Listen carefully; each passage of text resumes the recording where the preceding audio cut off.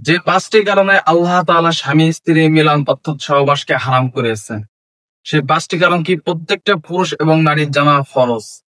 আর সামনে যারা বিবাহে আপাবদ্ধ হবেন, লিপিবদ্ধ হবেন, অবশ্যই তারা ভিডিওটা সম্পূর্ণ দেখবেন। আশা করি অনেক কিছু শিখতে এবং জানতে পারবেন।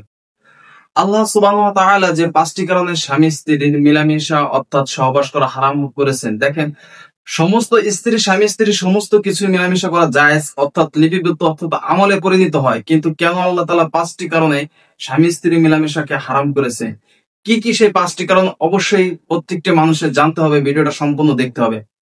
প্রথমত যে এক নম্বর হলো রমজান মাসে রোজা অবস্থায়, যখন রোজা অবস্থায় স্বামী স্ত্রী মিলন অর্থাৎ সহবাস করবেন, অবশ্যই অবশ্যই তখন গুনাহগারী হবেন এবং কাফারা দিতে হবে। একটি রোজার পরিবর্তন 60টি রোজা রাখতে হবে।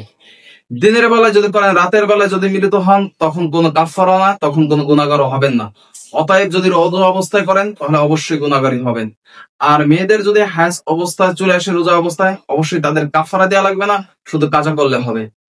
দ্বিতীয়ত নম্বর হচ্ছে যে জিনিসটা, সেটা হলো হায়েজ অবস্থা অর্থাৎ মাসিক অবস্থায় মেয়েদের তখন মেলামেশা করা অর্থাৎ সহবাস করা হারাম। আল্লাহ তাআলা বলেন পবিত্র কোরআনের মধ্যে যে তোমরা পুরুষগণ, হে পুরুষগণ, তোমরা নারীদের কাছে ততক্ষণ পর্যন্ত লিপিবদ্ধ হবে না যতক্ষণ পর্যন্ত তারা পবিত্রতা অর্জন না করে, গোসল না করে পবিত্রতা অর্জন করিবে। অর্থাৎ এটা হচ্ছে দিনের সাথে নয়, এটা হচ্ছে পবিত্রতার সাথে মিলন। যখন আপনি অপবিত্রতার সাথে মিলন করবেন, অবশ্যই আপনি গুনাহগার হবেন। দেখেন কি বড় গুনাহগার হবেন। প্রথমত আপনি মারাত্মক মারাত্মক যে দুইটা গুনাহগারের অধিকারী হবেন। প্রথমত হচ্ছে আল্লাহ তাআলার হুকুমকে অমান্যকারী গুনাহগারী হবেন। দ্বিতীয়ত স্ত্রীর উপর জুলুম করার গুনাহগার হবেন। এতে যদি স্ত্রীর অনুমতি থাকে, স্ত্রীর দুইটি গুনাহগারে লিপিবদ্ধ হবেন। আর যদি আপনারা মিলিত হয়ে থাকেন অথবা সহবাস করেই বসেন, অবশ্যই আপনাদের কাজা অর্থাৎ কাফফারা দিতে হবে। সেই কাফফারাটা হলো কি, প্রথমত যদি মাসিক অবস্থায় করে থাকেন তাহলে 1 দিরহাম অর্থাৎ আল্লাহর রাস্তায় সদকা করে দিতে হবে। আর যদি দ্বিতীয় শেষের অবস্থায় করে থাকেন তাহলে আধা দিরহাম সদকা করতে হবে। এতে যদি স্ত্রীর অনুমতি থাকে, স্ত্রীরও একই হুকুম। যেখানে স্ত্রীর সাথে মিলামেশা হায়াজ অবস্থায় হারাম, দেখেন স্ত্রীর লজ্জাস্থান থেকে যে নাপাকি বিষাক্ত রক্ত বের হয়, ওই রক্ত যদি পুরুষের লজ্জাস্থানে লাগে তাহলে বিষাক্ত বড় বড় কোনো রোগ হওয়ার সম্ভাবনা থাকে।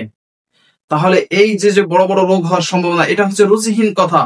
অতএব আপনি যদি এমন অবস্থায় লিপিবদ্ধ হয়ে থাকেন, মিলিত হন, অবশ্যই আপনি বড় গুনাহগারে লিপিবদ্ধ হবেন। 3 নম্বর হচ্ছে নেফাস অবস্থায়, যখন সন্তান প্রসব হওয়ার পর যে নেফাস অবস্থায় তখন আপনারা যদি সঙ্গম করেন অর্থাৎ মিলিত অর্থাৎ সহবাস করেন, অবশ্যই আপনারা এখানে কবিরা গুনাহ লিপিবদ্ধ হবেন।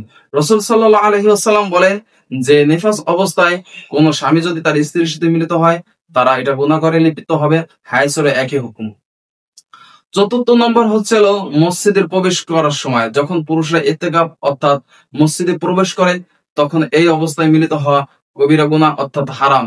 এই অবস্থায় তারা করতে পারবে না। পঞ্চম নম্বর হচ্ছে হজের সময়, যখন তোমরা হজের মৌসুমে আল্লাহ তাআলাকে পাওয়ার জন্য, আল্লাহ তাআলাকে খুশি করার জন্য তোমরা যখন হজে যাবে, সেই অবস্থায় তোমরা মিলিত করতে পারবে না, সেই অবস্থায় হারাম। এই 5টি গুনাহগার হবেন আপনি যদি স্ত্রীর সাথে, এই 5টি কারণে যদি আপনি স্ত্রীর সাথে মিলিত হন, আপনি অনেক ধরনের গুনাহগারিত হবেন, বড় বড় কবিরা গুনাহ।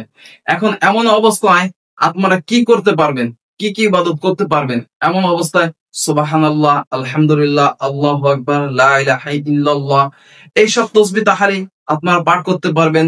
আরবি যত কিতাব আছে অবশ্যই সেগুলো পাঠ করতে পারবেন। হাদিসের কিতাব আছে, এগুলো পাঠ করতে পারবেন। অবশ্যই তায়াম্মুম করে নেবেন।